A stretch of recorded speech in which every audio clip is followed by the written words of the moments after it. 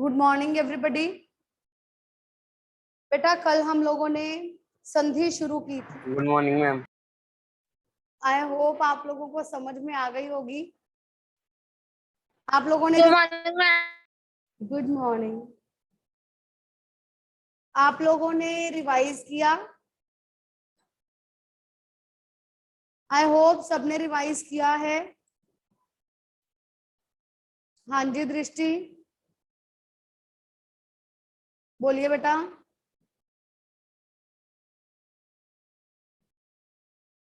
दृष्टि बोलिए।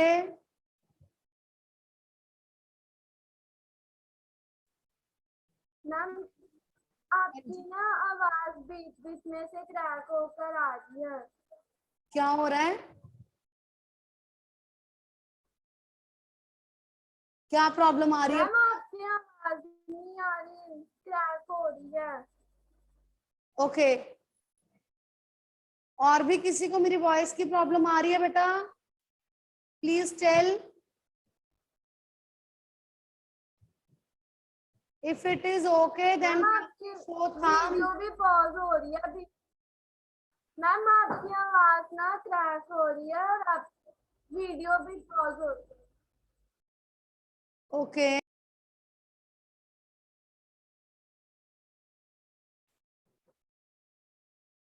कल बेटा हम लोगों ने संधि शुरू की थी, डिस्कस कर रहे थे हम लोग।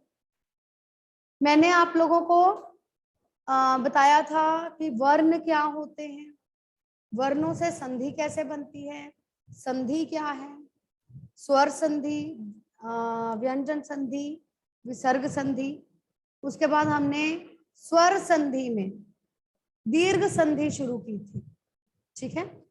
संधि के लिए, स्वर संधि के लिए मैंने आपको बताया था प्लस के निशान के दोनों तरफ शब्द है, इधर भी एक स्वर होगा, इधर भी एक स्वर होगा। हमने एग्जांपल्स की थी, विद्या प्लस आलय विद्यालय, हिम प्लस आलय हिमालय, नदी प्लस ईश नदीश। ठीक है। फिर मैंने आप लोगों को ये भी बताया था, हमने कुछ नियम किए थे। अ और आ में से कोई भी स्वर किसी भी और हो तो वो हमेशा क्या बनेगा? आ। ठीक है। इसी तरह से ई के लिए बताया था मैंने, और इसी तरह से ऊ के लिए भी हमने पढ़ा था। ठीक है। ई और ई दोनों में से कोई भी लेफ्ट या राइट में हो वो हमेशा ई बनेगा। ऊ के लिए भी हमने पढ़ा कि दोनों तरफ ऊ या ऊ कोई भी हो तो वो ऊ ही बनेगा। ऊ की कुछ उदाहरण रहते हैं अभी लिखने वाले। कॉपी निकालिए अपनी, फेयर कॉपी में हम काम कर रहे थे, जिसमें मैंने आपको बताया था, लास्ट हमने यहाँ पर छोड़ा था कि ऊ या ऊ दोनों में से कोई भी बाईं या दाईं ओर हो तो वो हमेशा क्या बनेगा? ऊ। ठीक है। एग्जाम्पल्स हैं जैसे साधु प्लस ऊर्जा। अब यहाँ पर ऊ है, यहाँ ऊ है, तो क्या बनेगा? ऊ। साधूर्जा। क्लियर? Is it clear? बेटा kindly turn on your videos ताकि मुझे पता चले कि आप लोगों को समझ में आ रहा है। Show me your thumb if it is clear. Show me thumb. Okay fine. वधु प्लस उत्सव, वधूत्सव।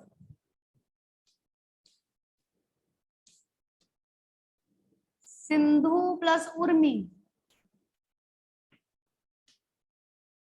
उर्मी होती है लहरें, सिंधुर्मी समुद्र की लहरें।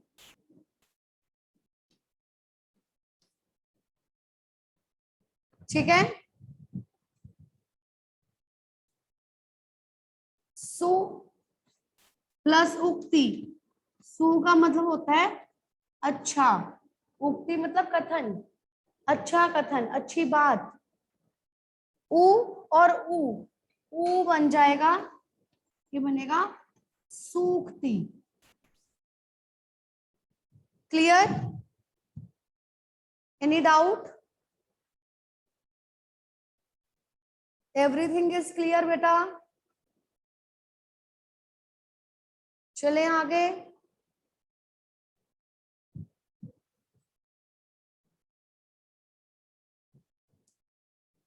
ठीक है, इतनी ही संधि बेटा बस आपके सिलेबस में है। ये संधि का एक छोटा सा पार्ट है। संधि के बहुत सारे भेद हैं, स्वर संधि के भी कई भेद हैं, गुण संधि, दीर्घ संधि, यण संधि, अयादि संधि, इस तरह से। ठीक है, लेकिन आपके सिलेबस में सिर्फ दीर्घ संधि है, जो कि इतनी ही है, जिसके नियम है कि प्लस के निशान के दाएं बाएं कोई भी अ अगर आ जाता है, अ या आ, तो वो आ बनेगा। ई या ई हो तो वो ई बनेगी, उ या ऊ हो तो वो ऊ बनेगा। ओके, ठीक है, ये हमने संधि की। जब मैंने आप लोगों से कहा कि प्लस का निशान है, इन दोनों को मिलाकर ये बन गई संधि। ठीक, इन्हीं शब्दों को हम लेते हैं। अगर मैं आपसे कहूं ये शब्द दिया गया है, इसका संधि विच्छेद करें। विच्छेद का मतलब क्या होता है पता है? अलग करना। पहले हमने संधि की, प्लस का निशान दिया हुआ था और हमने उसको अलग अलग किया, उसको कंबाइन किया, जोड़ दिया, संधि हो गई। अब एक शब्द दिया है, उसका संधि विच्छेद करना है। विच्छेद मतलब तोड़ना या अलग करना। आपको याद होगा मैंने कहा था कि जब भी दो शब्दों की संधि होती है तो दोनों का अपना मतलब होता है। याद है, कल मैंने ये बात कही थी। जब आप विच्छेद करेंगे तो आप दो शब्द अलग अलग करेंगे, इस तरह से। दोनों शब्दों का अपना कोई मतलब होना चाहिए। ठीक है, जैसे नदीश,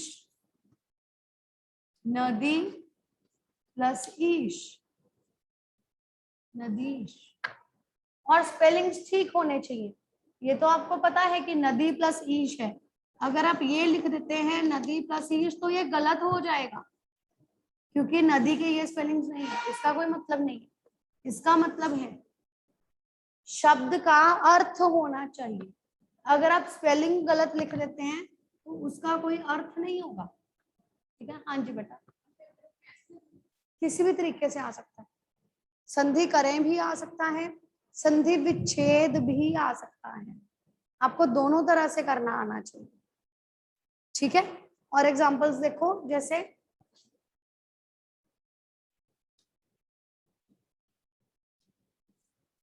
परमात्मा, क्या बनेगा?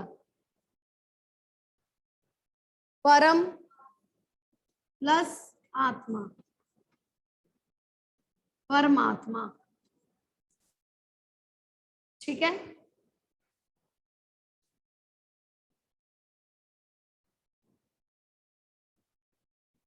अभी हमने एक शब्द किया था सिंदूर जा, क्या बनेगा?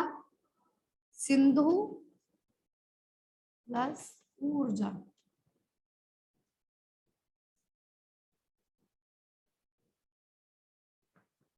ठीक है, समझ में आया बेटा सबको? Any doubt? किसी को इसमें कोई डाउट हो तो पूछ लो बेटा।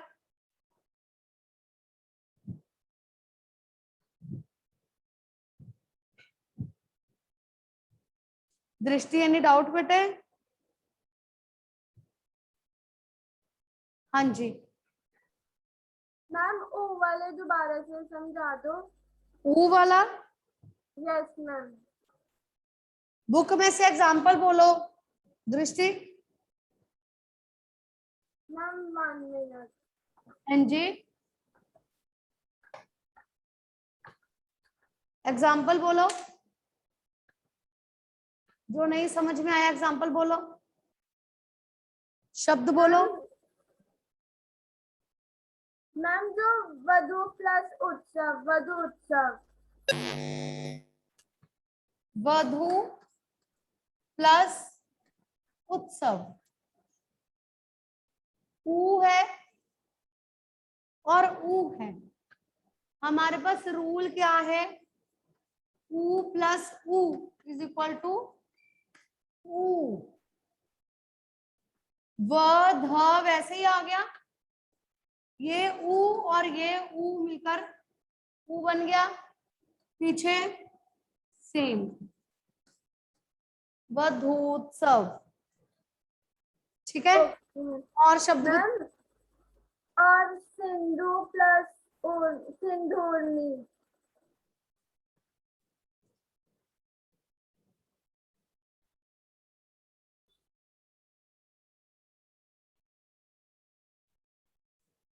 सिंधु प्लस उर्मी, देखो सिंधु प्लस उर्मी, सिंधु का मतलब होता है सागर, उर्मी का मतलब होता है लहर। ठीक है, रूल क्या बना, उ प्लस उ क्या बनता है, ऊ। ठीक, सिंध वैसे ही आ गया, ये ऊ और ये ऊ मिलकर ऊ बन गए, पीछे एज इट इज सिंधुर्मी। Okay ma'am.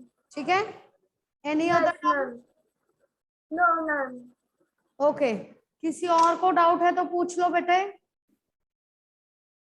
Any problem, anybody else? आप में से किसी को कोई problem? No. Online students I am waiting बेटा, इसको एक बार देख लो, समझ लो, कोई डाउट है तो मुझसे अभी पूछ लो।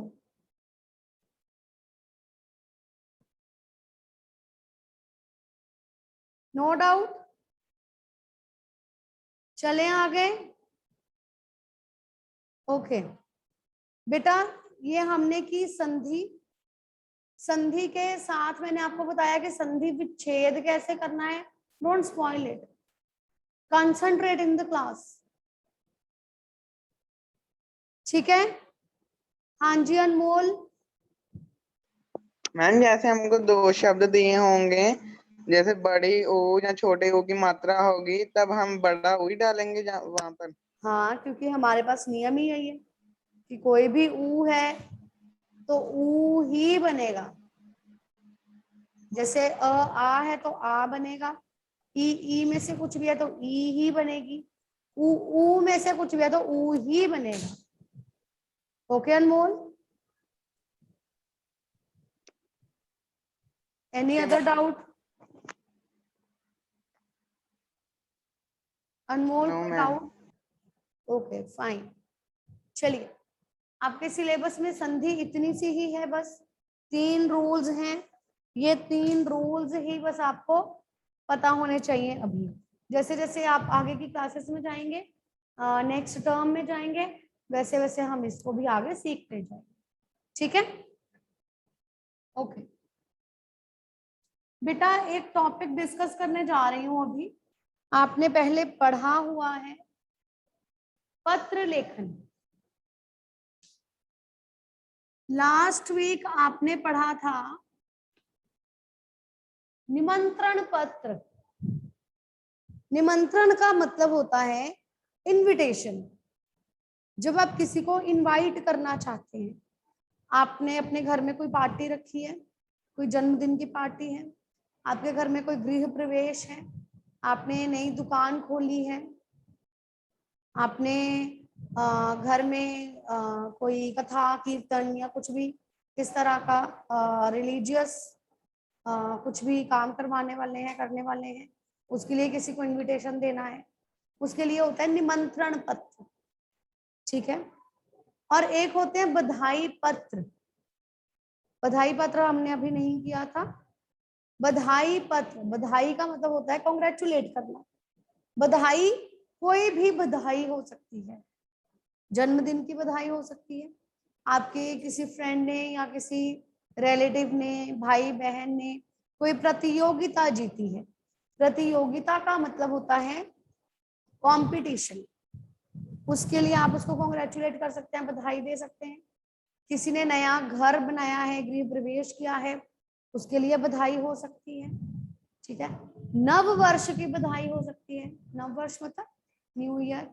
दिवाली की बधाई हो सकती है, किसी भी त्योहार के लिए आप बधाई पत्र लिख सकते हैं, किसी भी कारण से बधाई दी जा सकती है।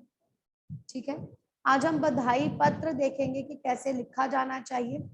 उससे पहले पत्र लेखन के लिए कुछ जरूरी बातें हैं, आप लोगों ने पहले भी पढ़ी हैं, समझी हैं, लेकिन एक बार मैं उनको दोहराना चाहती हूँ। क्या बातें हैं? सबसे पहले होता है प्रारूप। प्रारूप का मतलब है फॉर्मेट। जो पत्र लिखना है उसी के अकॉर्डिंगली फॉर्मेट होना चाहिए। जैसे आप प्रधानाचार्य जी को पत्र लिखते हैं तो उसमें विषय लिखते हैं, सेवा में लिखते हैं, लेकिन जब आप ये पत्र लिखते हैं, बधाई पत्र, निमंत्रण पत्र, ये सेवा में से शुरू नहीं होते। ठीक है, और ना ही इनमें कोई विषय लिखा जाता है।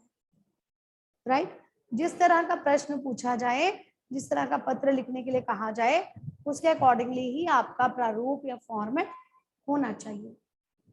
उसके बाद दूसरी बात है विषय। विषय मतलब कंटेंट। जो क्वेश्चन आपको दिया है आपने उससे संबंधित लिखना है। लिखते समय विषय से हटना नहीं है। फॉर एग्जाम्पल, आपने अपने किसी भाई को बुरी संगति छोड़कर अच्छी संगति अपनाने के लिए कहना है, पत्र लिखना है। अक्सर बच्चे उसमें क्या करते हैं, बुरी संगति और अच्छी संगति की बातें कम करते हैं, समय के बारे में ज्यादा बताने लगते हैं। अपना समय तुम सारा समय बुरी संगति में बिता देते हो, अच्छे लोगों के साथ नहीं बिताते, तो संगति की बात करते करते समय की ओर चल पड़ते हैं। समय अमूल्य होता है, हमें समय बर्बाद नहीं करना चाहिए, हमें समय रहते काम कर लेने चाहिए। इस तरह से आपने अपने विषय से नहीं हटना, जो पूछा गया है वही लिखना है। ओके, उसके बाद होती है बेटा प्रस्तुति। प्रस्तुति का मतलब है प्रेजेंटेशन। अब प्रेजेंटेशन क्या है? जब आप बॉडी लिखते हैं, लेटर की बॉडी सेंटर पार्ट लिखते हैं ना, जब, है ना, उसमें आपकी जो प्रेजेंटेशन है वो अच्छी होनी चाहिए। प्रेजेंटेशन अच्छी होने का मतलब क्या है? आपके सेंटेंसेस एक दूसरे के साथ जुड़े होने चाहिए। आपने कुछ लिखना शुरू किया, उसके बाद अगली लाइन लिखी, फिर याद आया कि मुझे पीछे वाले के साथ भी कुछ लिखना है, आपने फिर वो लिख लिया, फिर उससे पहले जो लिख रहे थे उसको कंटिन्यू कर दिया। ऐसे नहीं होना चाहिए, एक सीक्वेंस में सब कुछ चलना चाहिए। प्रेजेंटेशन अच्छी होनी चाहिए। नेक्स्ट इज वाक्य निर्माण। वाक्य निर्माण का मतलब होता है सेंटेंस फॉर्मेशन। बच्चे अक्सर सेंटेंस फॉर्मेशन में गड़बड़ करते हैं। जैसे एक सेंटेंस बोलना है, तुम समय का सदुपयोग किया करो। अब उसको किया करो की जगह लिखते हैं तुम समय का सदुपयोग करा करो। हिंदी में करा करो कोई शब्द नहीं है, किया करो। जब आपने एक शब्द गलत लिख दिया तो वो सेंटेंस ही गड़बड़ हो जाएगा। ठीक है, मुझे तुम्हारी माताजी बाजार में मिली थी, ऐसा लिखने की बजाय लिख देते हैं मुझे तुम्हारी माताजी आज मिली थी बाजार में। वो सेंटेंस गलत है। ठीक है, इस तरह से सेंटेंस फॉर्मेशन में गड़बड़ नहीं होनी चाहिए। उसके बाद नेक्स्ट है भाषा। भाषा मतलब लैंग्वेज। पंजाबी और अंग्रेजी भाषा के शब्दों का प्रयोग नहीं करना है, हिंदी भाषा के शब्दों का प्रयोग करें। जो शब्द समझ में नहीं आता कि हम इसके लिए क्या लिखें, उसके लिए कोई ना कोई आसान शब्द हमें मिल ही जाता है, वो लिखें। नेक्स्ट इज वर्तनी, वेरी वेरी इंपॉर्टेंट। वर्तनी मीन्स स्पेलिंग्स। आपके स्पेलिंग्स बिल्कुल ठीक होने चाहिए। जब आप स्पेलिंग एरर्स करते हैं तो शब्द कुछ का कुछ बन जाता है, उसका अर्थ ही बदल जाता है। वह अपने घर जा रहा था, घर को लिख दिया धर, वह अपने घर जा रहा था, सेंटेंस बिल्कुल गड़बड़ हो गया। ठीक है, इन बातों का ध्यान रखकर बेटा आपने कोई भी पत्र लिखना है। ये सारी बातें किसी भी राइटिंग स्किल पर लागू होती है, चाहे हिंदी हो, चाहे पंजाबी हो, चाहे अंग्रेजी। हर लैंग्वेज में आपको इन बातों का, इन रूब्रिक्स का ध्यान रखकर ही राइटिंग स्किल लिखनी। ठीक है, शुरू करते हैं। बधाई पत्र। अब हम आज करने जा रहे हैं मित्र। आज मैं सिर्फ प्रारूप बेसिकली डिस्कस करूंगा। ठीक है, मित्र या भाई को बधाई पत्र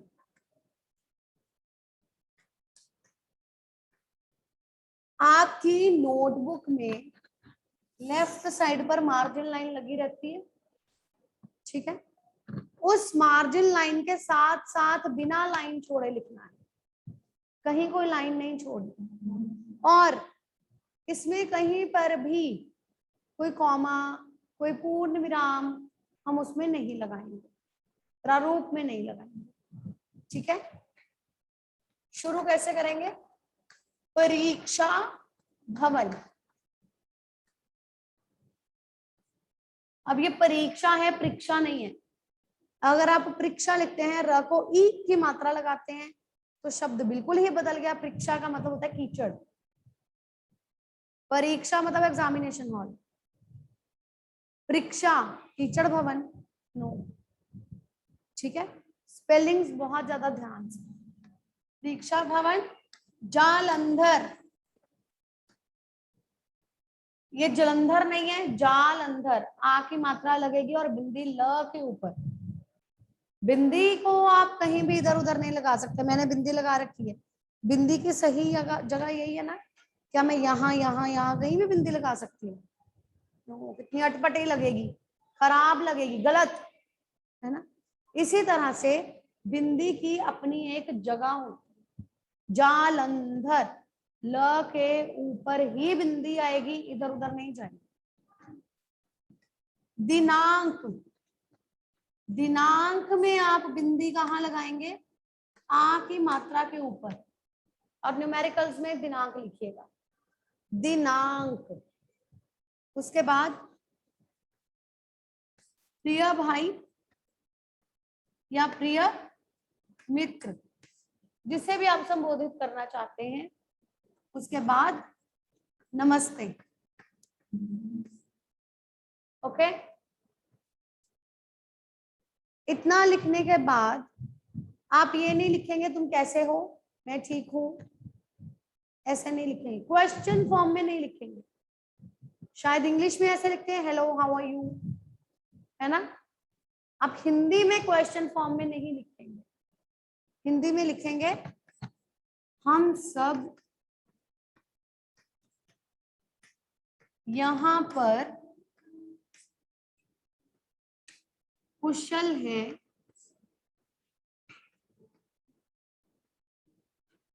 आशा है कि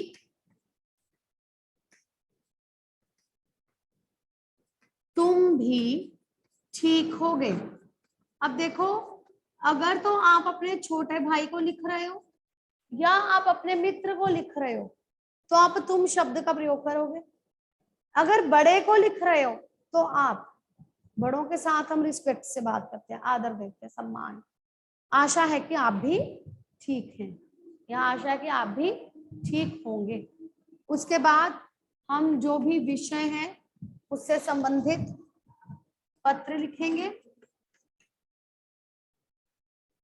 जब हमारा कंटेंट खत्म हो जाएगा उसके बाद लास्ट में हम क्या लिखेंगे? पत्र लिखने वाला या पत्र लिखने वाली। ओके, तुम्हारा भाई या तुम्हारा मित्र, गर्ल्स लिखेंगी, ऊपर सहेली लिख सकती हैं, ठीक है। नीचे तुम्हारी बहन या तुम्हारी मित्र, बहन के ये स्पेलिंग्स हैं, ओके। डैश नाम डैश पता, यहां पर आप डैश नाम डैश पता ही लिखेंगे, अपना नाम और अपना पता बिल्कुल नहीं लिखेंगे, क्लियर। अपना नाम और अपना पता नहीं लिखेंगे, डैश नाम डैश पता ही लिखा जाएगा। परीक्षा भवन जालंधर, दिनांक, प्रिय भाई या मित्र, नमस्ते, हम सब यहाँ पर कुशल हैं, आशा है कि तुम भी ठीक हो। उसके बाद जो भी विषय है, पत्र लिखने वाला, तुम्हारा भाई या मित्र या तुम्हारी बहन, डैश नाम डैश पता। हाँ जी बेटा, कहीं नहीं लाइन छोड़नी, कुछ भी सीधा सीधा, ठीक है। आप देखो ऊपर भी कहीं मैंने कोई वो नहीं लगाया, विराम चिन्ह, ठीक है, और नीचे भी सिर्फ कंटेंट के बीच में लगेगा। हाँ जी बेटा, कंप्लीट कर लेना, फॉर्मेट लिख लो, ठीक है। हाँ जी दृष्टि, मैम तुम्हारी सहेली लिख सकते हैं? बिल्कुल लिख सकते हैं, बिल्कुल। मैम फिर ऊपर भी प्रिय सहेली आएगा? हाँ जी बिल्कुल, okay okay ma'am, thank you ma'am. हाँ जी जलश्वीर, मैम हाँ जी। मैम जो पत्र की बॉडी है मैम उसमें कितनी लाइंस लिखनी है? It is according to topic, according to topic. कल हम एक टॉपिक डिस्कस करेंगे, टॉपिक नोट करो, लिखो टॉपिक, उसके लिए आप लिख करके रखेंगे, कल हम डिस्कस करेंगे, आप उसका बीच वाला पार्ट लिख कर रखेंगे। टॉपिक है नृत्य प्रतियोगिता में, नृत्य प्रतियोगिता मतलब डांस कंपटीशन, नृत्य प्रतियोगिता में प्रथम आने पर, नृत्य प्रतियोगिता में प्रथम आने पर मित्र को बधाई पत्र लिखें। ये आपका टॉपिक है, आप इसका सेंटर पार्ट, बीच वाला भाग जो है वो लिख कर रखेंगे, कल हम डिस्कशन करेंगे पहले, फिर आगे काम करेंगे, ठीक है। Noted down, okay clear. We will continue tomorrow beta, thank you।